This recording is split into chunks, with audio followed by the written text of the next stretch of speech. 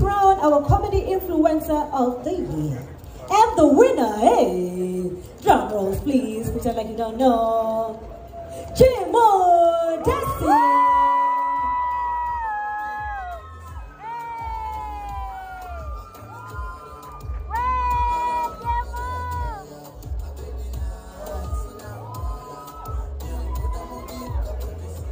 So, nawashukuru sana. Mike. Nawashukuru ni venye tu mwanaume haizi lia. You deserve it. I remember venye nikipata hii award nitalia. Lia too. But all I can say is for 9 years music kidogo inyongwe. All I can say is since 2017-16, since I started comedy, God aliamua tu ni leo ndio itakuwa siku yangu.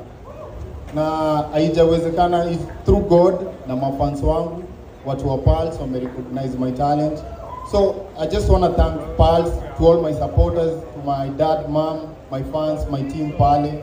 God our bless, God azidi kutuinua. After this tunaingia East Africa, then to the Amen.